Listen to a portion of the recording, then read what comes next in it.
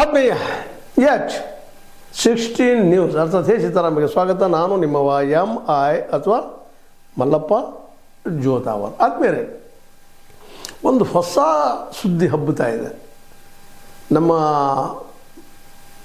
ನಮ್ಮ ವಿಶೇಷವಾಗಿ ನಿಮ್ಗೆ ಗೊತ್ತದ ಯತ್ನಾಳರು, ಬಸವಗೌಡ ಪಾಟೀಲ್ ಯತ್ನಾಳರು ಕಾಂಗ್ರೆಸ್ಗೆ ಬರ್ತಾ ಇದ್ದಾರೆ. ಯಾಕಂದರೆ ಮೊನ್ನೆ ನಡೆದಂಥ ವಿಜಯಪುರದ ಫಂಕ್ಷನ್ದಲ್ಲೇ ವಿಶೇಷವಾಗಿ ಮುಖ್ಯಮಂತ್ರಿ ಮತ್ತು ಉಪಮುಖ್ಯಮಂತ್ರಿ ಜೊತೆಗೆ ಭಾಳ ಅನ್ಯೋನ್ಯತೆಯಿಂದ, ಬಹಳ ಅದರಲ್ಲೂ ಮುಖ್ಯಮಂತ್ರಿನಂತೆ ಭಾಳ ಪ್ರೀತಿಯಿಂದ ಮಾತಾಡೋದು ನೋಡಿದಾಗ, ಜಾತ್ರೆಗೆ ಕರಿತೀರಿ ಅಂತ ಕೇಳಿದ್ ನೋಡಿದಾಗ, ಇವರೇನು ಯತ್ನಾಳರು ಕಾಂಗ್ರೆಸ್ಗೆ ಬರ್ತಾರ, BJPದ ಆಸೆ ಮುಗೀತು ಅವ್ರಿಗೆ. ಯಾಕಂದ್ರೆ BJPಗೆ ಒಂದಿನ ಆಸೆ ಇತ್ತು, ಅವ್ರ ಮಿತ್ರರು ಇಲ್ಲ, ನಾವು ಏನಾದ್ರು ಮಾಡಿ ತೊಗೊಳ್ತೀವಿ ಮಾಡ್ತೀವಿ ಅಂತೇಳಿ.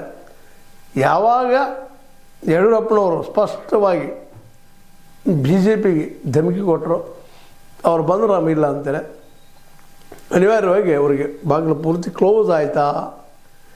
ಅದಕ್ಕೆ ಹೊಸ ಹುಡುಕಲಿಕ್ಕೆ ಶುರು ಮಾಡಿದ್ರೆ JCB ಏನಾಯಿತು ಅನ್ನುವಂಥ ಪ್ರಶ್ನೆಗಳಿಗೆ ಜೋರು ಹಿಡಿತಾ ಇದ್ದಾವೆ.